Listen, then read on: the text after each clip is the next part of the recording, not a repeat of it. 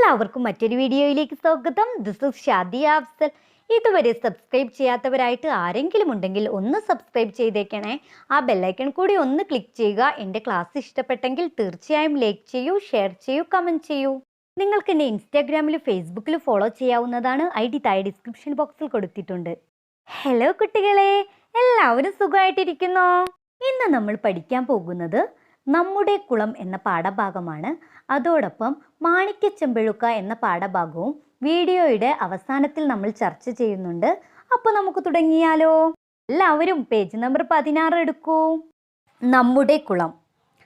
അച്ഛാ അച്ഛാ, അതാ ഒരു ജാഥ. മാഞ്ചുവട്ടിൽ കളിച്ചു കൊണ്ടിരുന്ന നന്ദന ഓടി വന്നു പറഞ്ഞു. പാടവരമ്പിലൂടെ വരി വരിയായി ആളുകൾ നടന്നു വരുന്നു. നുസ്രത്തെ, നിന്റെ ഉപ്പയല്ലേ മുന്നിലുള്ളത്? ഉപ്പ ഇന്ന് തയ്യൽ കട തുറന്നിട്ടില്ലേ? സഞ്ജു ചോദിച്ചു. എല്ലാവരും വട്ടിയും കുട്ടയുമായി എങ്ങോട്ടാ? വേലിക്കരികിൽ നിന്ന് നന്ദനയുടെ അച്ഛൻ ചോദിച്ചു. അല്ല രാജു, നീ എപ്പോഴാ നാട്ടിൽ വന്നത്? നീ വരുന്നോ? ഞങ്ങൾ പാടത്തെ കുളം വൃത്തിയാക്കാൻ പോവുകയാ, ഗോവിന്ദേട്ടൻ പറഞ്ഞു. ഞാനും വരാം. പണ്ട് നമ്മളൊക്കെ ചേർന്ന് കുളിച്ച കുളമല്ലേ ഗോവിന്ദേട്ടാ? കുളം വൃത്തിയാക്കിയാൽ കുട്ടികൾക്കെല്ലാം നീന്തൽ പഠിക്കാം, നുസ്രത്തിന്റെ ഉപ്പ പറഞ്ഞു. എല്ലാവരും ചിത്രത്തിലേക്ക് നോക്കൂ.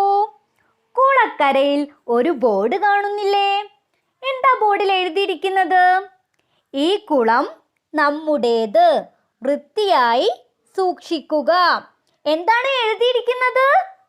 ഈ കുളം നമ്മുടേത്, വൃത്തിയായി സൂക്ഷിക്കുക. നാട്ടുകാർ ഒരുമിച്ചാൽ പലതും ചെയ്യാൻ കഴിയും. നമ്മുടെ റോഡെല്ലാം കുണ്ടും കുഴിയുമായി കിടക്കുകയല്ലേ? കുഴികളെല്ലാം മണ്ണിട്ട് മൂടിയാൽ വഴി നടക്കാൻ പ്രയാസമുണ്ടാവില്ല. രാജു പറഞ്ഞപ്പോൾ എല്ലാവരും തലകുലുക്കി. ചോദ്യോത്തരങ്ങളിലേക്ക് പോകാം. ഇതുപോലെ ഏതൊക്കെ പൊതു ഇടങ്ങൾ നമ്മുടെ നാട്ടിലുണ്ട്? എഴുതൂ. ബസ് കാത്തിരിപ്പു കേന്ദ്രം. ഇതുപോലെ ഏതൊക്കെ പൊതു ഇടങ്ങൾ എൻ്റെ കൂട്ടുകാർക്കറിയാം? മൈതാനം, പാർക്ക്, കടൽ തീരം. കൂടുതൽ എൻ്റെ കൂട്ടുകാർക്ക് അറിയാവുന്നവ എഴുതി ചേർക്കൂ. അടുത്തത്, കുളത്തിൻ്റെ കരയിൽ വെച്ച ബോർഡ് കണ്ടില്ലേ? ഇത്തരം ബോർഡുകൾ മറ്റെവിടെയൊക്കെ സ്ഥാപിക്കാം?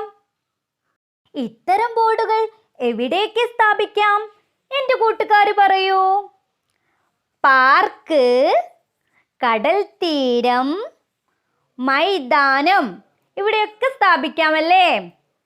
എൻ്റെ കൂട്ടുകാരുടെ മനസ്സിലിരിക്കട്ടെ, പൊതു ഇടം നമ്മൾ എപ്പോഴും വൃത്തിയായി സൂക്ഷിക്കണം. നിങ്ങളുടെ കൂട്ടുകാരുടെ കുടുംബങ്ങളിൽ ഏതെല്ലാം തൊഴിൽ ചെയ്യുന്നവരുണ്ട്? എല്ലാവരും ചിത്രത്തിലേക്ക് നോക്കൂ. ആരെയെല്ലാം കാണുന്നുണ്ട്? ഒരു കച്ചവടക്കാരൻ, പോലീസ്, ഓട്ടോക്കാരൻ, ഒരു തയ്യൽക്കാരി, എല്ലാവരെയും കാണുന്നുണ്ട് അല്ലേ? എല്ലാവരും വ്യത്യസ്ത തൊഴിലുകളാണ് ചെയ്യുന്നത്. വാക്കുകൾ എഴുതാം, വായിക്കാം. ഈ കാണുന്ന അക്ഷരങ്ങൾ ഉപയോഗിച്ച് നമുക്ക് വാക്കുകൾ എഴുതിയാലോ? രഥം, പാത, ദയ, പാദം, ധനം, തിര, ജാഥ. വാക്യങ്ങൾ എഴുതാം. കണ്ടെത്തിയ വാക്കുകൾ കൊണ്ട് വാക്യങ്ങൾ എഴുതൂ. രഥം പാതയിലൂടെ ഓടി. രഥം പാതയിലൂടെ ഓടി. നമ്മൾ കണ്ടെത്തിയ വാക്കുകൾ കൊണ്ട് നമുക്ക് വാക്യങ്ങൾ എഴുതിയാലോ? രാജാവ് ധനം ദാനം ചെയ്തു. പാതയിലൂടെ ജാഥ കടന്നുപോയി. നമുക്കൊരുമിച്ച് പാടാം. കുളവും തോടും കുളിർച്ചോലകളും കളകളമൊഴുകും അരുവികളും കാറ്റിൻ പാട്ടിനു കാതോർത്തിടും പൂക്കളുമുള്ളൊരു മലനാട്. കാടും മേടും കതിരണി വയലും അണിയണി നിൽക്കും തെങ്ങുകളും പക്ഷികൾ പാടും പൂന്തോപ്പുകളും എത്ര മനോഹരമെന്നാട്. പറയാം, എഴുതാം. മലനാടിൻ്റെ എന്തൊക്കെ പ്രത്യേകതകളാണ് കവിതയിൽ പറഞ്ഞിരിക്കുന്നത്? മലനാടിൻ്റെ എന്തൊക്കെ പ്രത്യേകതകളാണ് കവിതയിൽ പറഞ്ഞിരിക്കുന്നത്? കുളവും തോടും കുളിർച്ചോലകളും അരുവികളും പൂക്കളുമുള്ള മലനാട്.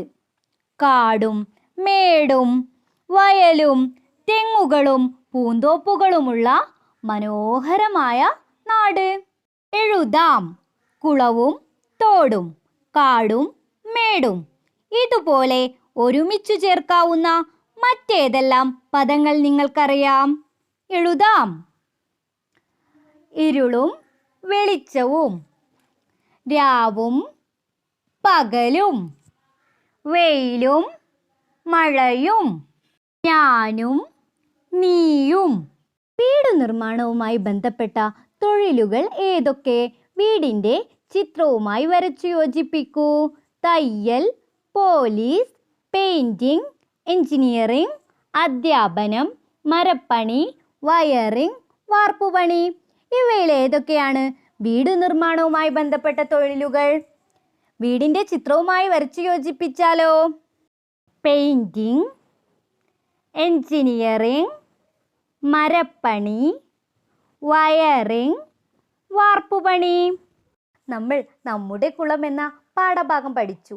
എന്നാൽ അതിന് തൊട്ടു മുമ്പായിട്ട് നമുക്ക് മാണിക്യച്ചെമ്പഴുക്ക എന്നൊരു പാഠഭാഗം കൂടി പഠിക്കാനുണ്ടായിരുന്നു. നമുക്കത് നോക്കിയാലോ? എല്ലാവരും പേജ് നമ്പർ 14 എടുക്കൂ. മാണിക്യച്ചെമ്പഴുക്ക. മാഞ്ചുവട്ടിൽ കുട്ടികളുടെ ബഹളം. അഭിനന്ദും നന്ദനയും അങ്ങോട്ടോടി. അയൽപ്പക്കത്തെ കുട്ടികൾ കളിക്കുകയാണ്. ഏതു കളിയാ നിങ്ങൾ കളിക്കുന്നത്? നന്ദന ചോദിച്ചു. മാണിക്യച്ചെമ്പഴുക്ക. അതെങ്ങനെയാ കളിക്കുക? അതൊക്കെ ഞങ്ങൾ പറഞ്ഞു തരാം, ഉണ്ണി പറഞ്ഞു. മാണിക്യച്ചെമ്പഴുക്ക കളിക്കുന്നത് എങ്ങനെയാണെന്ന് ഉണ്ണി നന്ദനയ്ക്ക് പറഞ്ഞുകൊടുത്തു.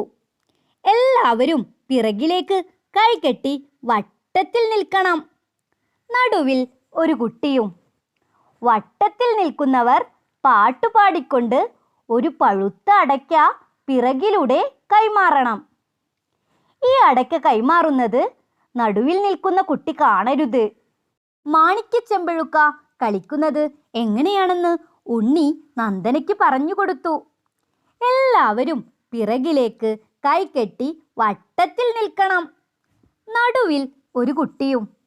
വട്ടത്തിൽ നിൽക്കുന്നവർ പാട്ടുപാടിക്കൊണ്ട് ഒരു പഴുത്ത അടയ്ക്ക പിറകിലൂടെ കൈമാറണം.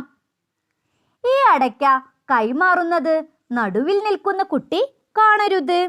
നൊടുന്നുണ്ടേ മാണിക്യച്ചെമ്പഴുക്ക, ആ കൈല മാണിക്യച്ചെമ്പഴുക്ക, നടുവിലിരിക്കുന്ന വിരുദനറിയാതെ ഓടുന്നോടുന്നുണ്ടേ മാണിക്യച്ചെമ്പഴുക്ക.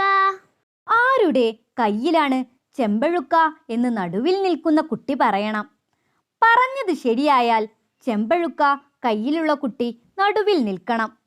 പറഞ്ഞത് ശരിയല്ലെങ്കിൽ ആ കുട്ടി തന്നെ ബിരുദനായി തുടരണം. എത്ര കളികളുടെ പേരറിയാം? നിങ്ങൾക്കറിയാവുന്ന കളികളുടെ പേരെഴുതൂ. എൻ്റെ കൂട്ടുകാർക്ക് എത്ര കളികളുടെ പേരറിയാം? നമുക്ക് എഴുതി നോക്കിയാലോ? കക്ക് കളി, ഒളിച്ചുകളി, തൊട്ടുകളി, കൊത്തങ്കല്ല്, കുട്ടിയും കോലും. ഇക്കൂട്ടത്തിൽ ഉപകരണങ്ങൾ വേണ്ട കളികൾ ഏതെല്ലാം? ഉപകരണങ്ങൾ വേണ്ട കളികൾ: കക്കുകളി, കൊത്തങ്കല്ല്, കുട്ടിയും കോലും. ഉപകരണങ്ങൾ വേണ്ടാത്ത കളികൾ: ഒളിച്ചുകളി, തൊട്ടുകളി. എല്ലാവർക്കും 2 പാഠഭാഗവും മനസ്സിലായോ? 2 പാഠഭാഗത്തിലെയും പാഠപ്രവർത്തനങ്ങൾ നമ്മൾ ചെയ്തു. എല്ലാവരും നന്നായി പഠിക്കണേ. എല്ലാവർക്കും എൻ്റെ ക്ലാസ് യൂസ്ഫുൾ ആയെന്ന് വിശ്വസിക്കുന്നു. നിങ്ങളുടെ സംശയങ്ങൾ, അഭിപ്രായങ്ങൾ, നിർദ്ദേശങ്ങൾ എല്ലാം നിങ്ങൾക്ക് കമൻറ്റ് ബോക്സിലൂടെ അറിയിക്കാവുന്നതാണ്. ഇതുവരെ സബ്സ്ക്രൈബ് ചെയ്യാത്തവരായിട്ട് ആരെങ്കിലും ഉണ്ടെങ്കിൽ ഒന്ന് സബ്സ്ക്രൈബ് ചെയ്തേക്കണേ. ആ ബെല്ലൈക്കൺ കൂടി ഒന്ന് ക്ലിക്ക് ചെയ്യുക. എൻ്റെ ക്ലാസ് ഇഷ്ടപ്പെട്ടെങ്കിൽ തീർച്ചയായും ലൈക്ക് ചെയ്യൂ, ഷെയർ ചെയ്യൂ, കമൻറ്റ് ചെയ്യൂ.